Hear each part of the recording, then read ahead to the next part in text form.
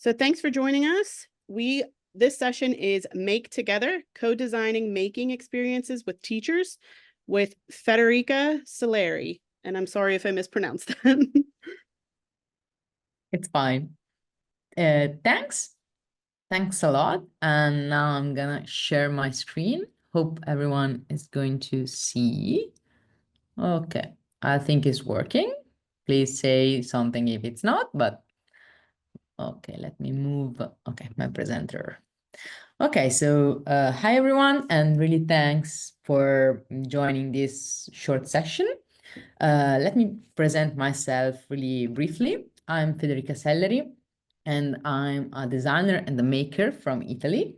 Actually, I'm running a fab lab, a really local and small fab lab in the hills in the surrounding of Bologna, which is a city in the north center of Italy. It's between Milan and Florence, basically. And our fab lab is really small and located in a really rural area. So our community is basically retired people or low-income families or people who basically live in the surrounding of a big city. Um, we are open since 2015, so it's 10 years anniversary this year. And we are focused on creating innovative activities for schools. We work with our local schools in the surrounding area. There are small schools in the mountain areas because we are really next to hills and mountains. So there are always schools with not so many stuff and not so many knowledges. So our really duty and our really mission is help them to improve their technology skills. I'm also a design and technology teacher in a high school in Bologna in the center, and I'm teaching how to use 3D modeling, how to create innovative STEAM activities in the school together with my colleagues. And finally, I'm also a PhD student in learning sciences and digital technologies in a university in the south of Italy. My research and what I'm gonna talk to you about today is something about my research, which is called Make Together, Co-Design Making Experiences with Teachers. But why I'm going to talk about this with you? Because it's almost 10 years that I am doing and creating STEAM activities and workshops in schools. And after all of this time, I've just discovered that teachers always find quite difficult designing long-term STEAM activities, especially, I don't know if it's just a prerogative of Italy, but I don't think so. I think it's mostly worldwide. It's a worldwide issue. Excuse me, one second. Yeah. I'm sorry to interrupt you. Your screen is only showing a portion of your slide. It's There better we now? go. Yes. Okay. Thank you. Okay, I'm really sorry about No that. worries. I didn't catch it in the chat quick enough. Okay, thanks. Okay, so sorry for this inconvenience, but yeah, I've discovered that teachers always find difficult to create this kind of long-term STEAM activities. They always find struggle to uh, place innovative activities during their workflow, during their days. I mean, for example, a math teacher or a literature teacher always have to respect their plan, doing all of the lectures that are planned at the very beginning of the year. So it is quite hard to be resilient and change the plan during the year. Okay. And at least in Italy, they always rely on these external experts that all the schools try to call sometimes to do workshops and activities. And the problem is that they try to use making tools such as 3D printers or laser cutters or whatever machines we have only during these activities made by external experts. So for them, it's really hard to use innovative tools, digital technologies outside these small moments, okay, during the year. So this is just the current solutions that they use. So there are these external experts or tutors that all that school used to call to solve these kind of small issues.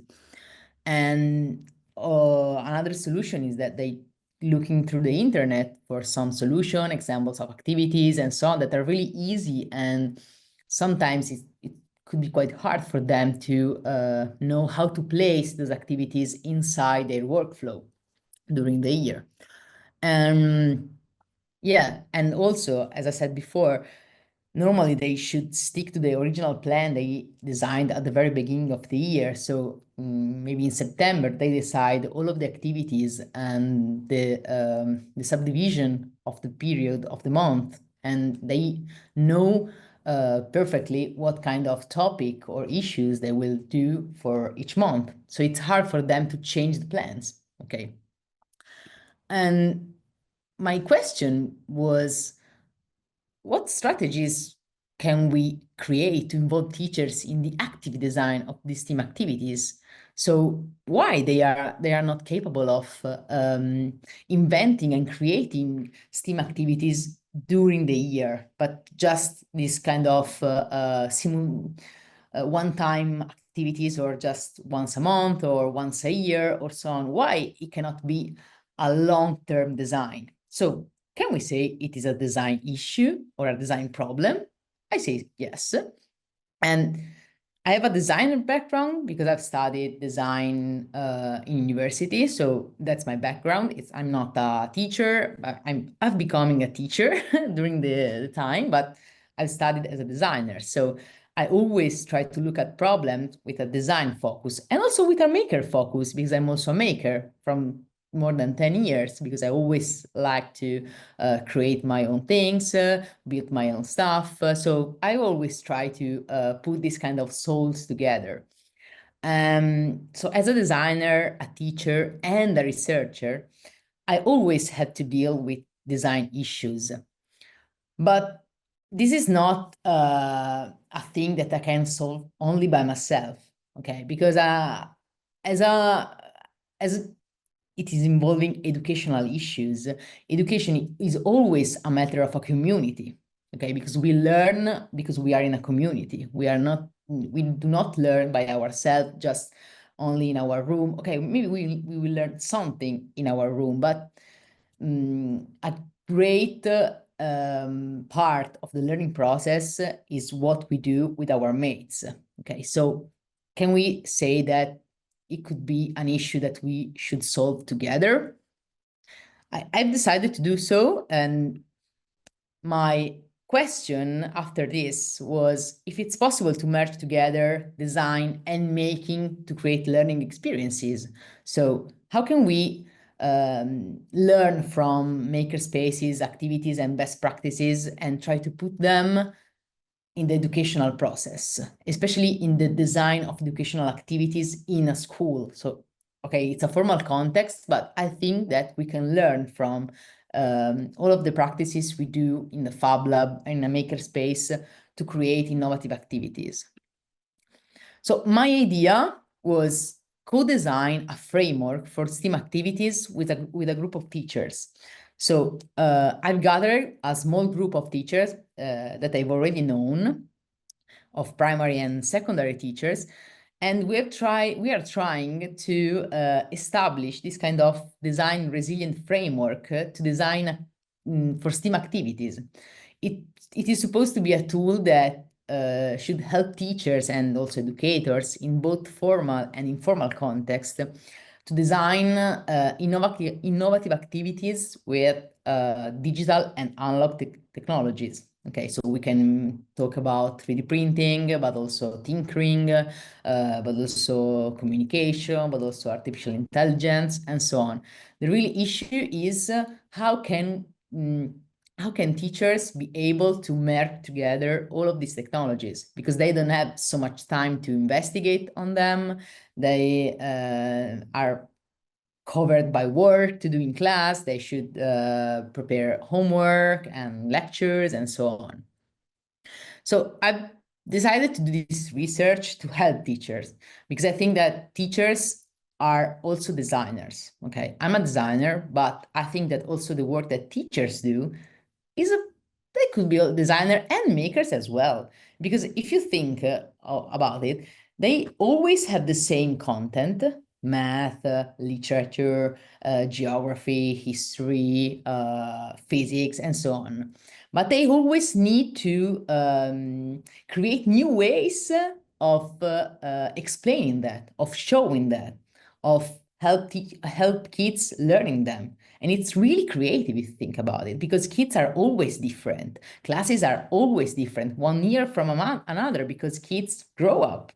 And when a teacher maybe change classes, they're always different. They could be a day they can be super powerful, and the day after they can be super tired. So how can it's you should be really ready to every kind of situation if you think about it. So how can I help teachers be so resilient to have always a plan A, plan B, plan C, till plan Z? So I've established this research, which is my PhD research, but it is also my personal interest because, as I said before, I'm also a maker, a designer, and a teacher. So I always want to find new ways of helping people designing incredible stuff. I've decided to create this research, and I've divided that in three main phases, okay? Because I should be also some academic in a way, so I should establish some kind of phases.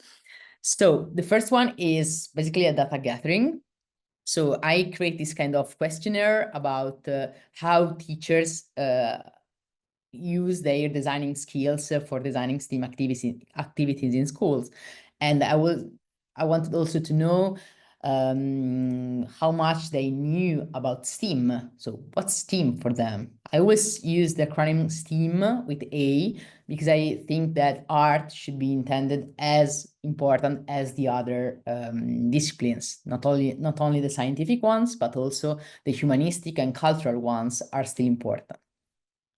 As a result, and I had quite a few responses, I designed this kind of small group of research, which are my primary stakeholders. So it is a group of 7 teachers from both primary and secondary schools. And this is the small group that created the first draft of the framework, of the design framework.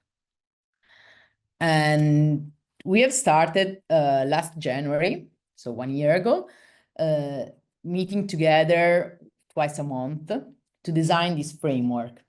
So our meetings were basically online meetings because those teachers come from different areas of the city, of Bologna city.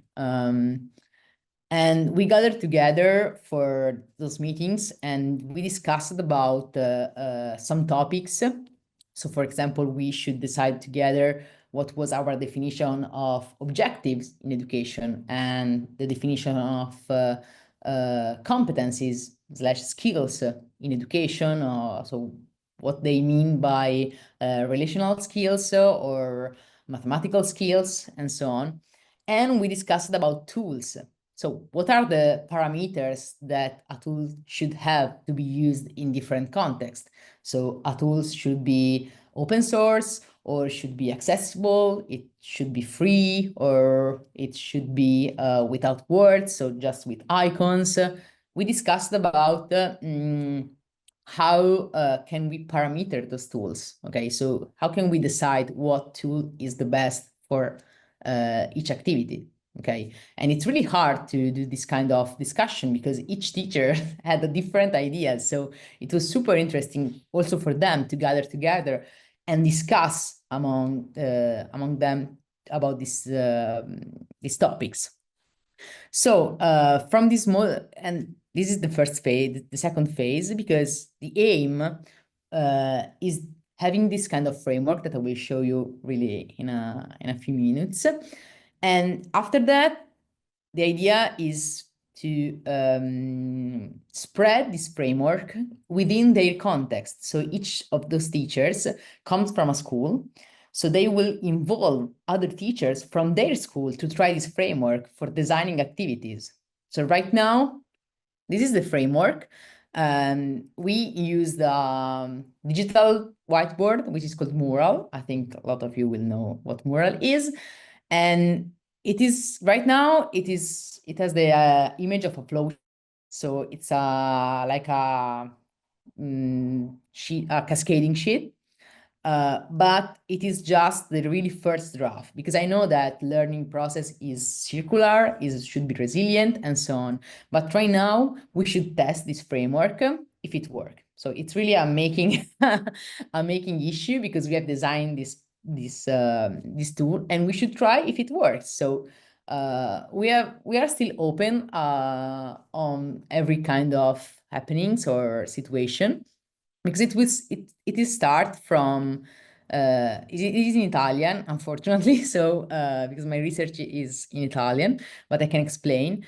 And it starts with those purple squares for objectives. So a teacher should find 3 main objectives for his or her activities, and 3 competencies that he or she wants to have their kids working on. So for example, mathematical skills, relational skills, or whatever.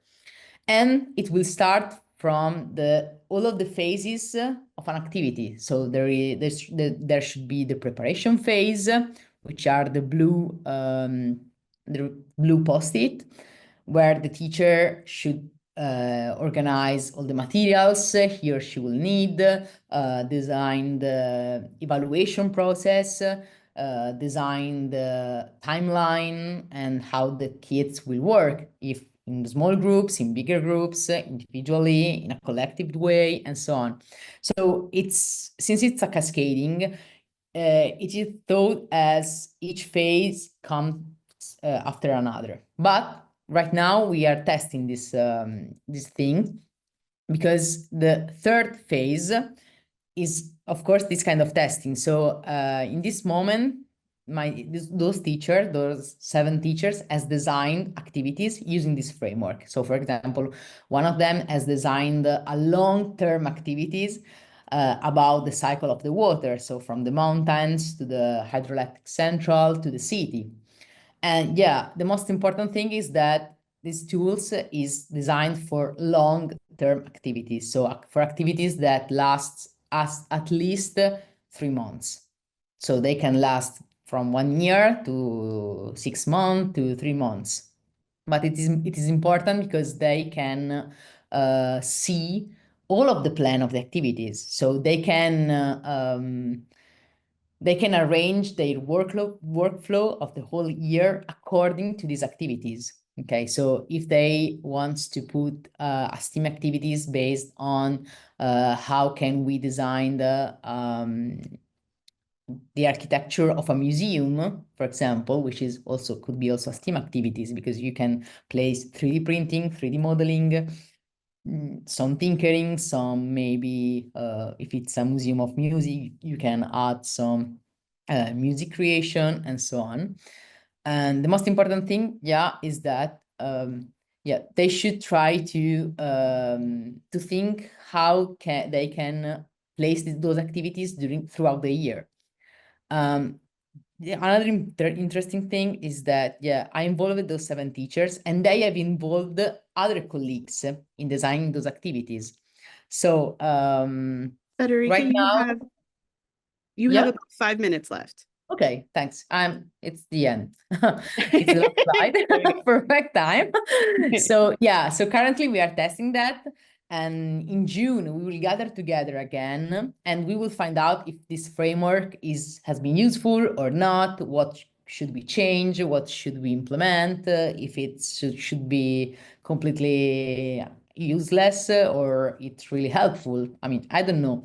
But some things that I started to notice is that teachers really enjoy the moment where they discuss together. I mean, they really need a moment to discuss together with an external person. In those time was me. And I was the external expert in some way. And of course, they need me for some suggestion on tools and other stuff. But they've discovered that they can do it also without me in class. Okay, this is my aim. I mean, I really want to help them in suggesting tools and so on, but I really want that they can do it alone somehow, because they are teachers and they should be trustful in themselves and in their skills. Okay. And some suggestion to try if some of you need some inspiration and so on. I mean, that those are my suggestion, and it's my way of working. And because I'm always try to be proactive, help them and suggesting them, but not always just saying, okay, you should do that, but just asking them some question in order that they can manage to come to the final solution by themselves. Okay. And of course, I always study before trying, and I study and try and try and try, make errors, mistakes, and so on. And it's really a maker attitude, this one, I think, and because you should test tools before suggesting them. So this is always a best practice.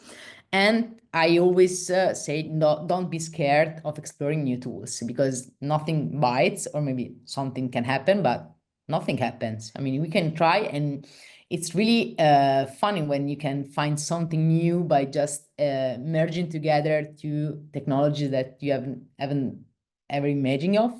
So it's really interesting, and it will be a great aspect of my research, this one of always try to study new things. I hope that I was clear. I don't know if you have any question. I think we have 2 minutes, so feel free to ask me everything or so on, even if you don't have understood anything. I'm sorry, but I can explain again.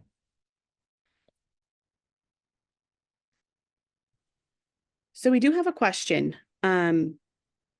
They are asking, do you think the design for your framework would work for primary as well as secondary schools? And we only have about a minute left before they close us out. Okay, yeah, I think that it can, because we designed, the group was made of both primary and secondary teachers. So they discussed each other about their specific characteristic of each type of school. So primary teachers said, okay, we need also some tools that should be without words, because some kids don't know how to read. And also secondary teachers said, okay, but we can implement the part of kids should evaluate themselves, so without the help of the teachers. So yeah, I think it could work for both type of schools. Last quick question says, well, there's many questions now that I can copy and make sure we get them to you, but it was about sharing your framework and your findings, and what was lacking that made you want to create a new one. Yeah, I will share for sure my framework, at least I will release my research. And I think it will lack, because there's no one that is so interested in how teachers, at least in Italy, they are always left by themselves. There's not, there's a misconnection between the research and the practice in schools. So I think we need to focus on those parts. I mean, how can we reconnect the research on design practices and the everyday work in schools? I think that, yeah, university is far away from local schools and local practices. We should reconnect that, because the research is important, but it is important as the work that teachers do every day.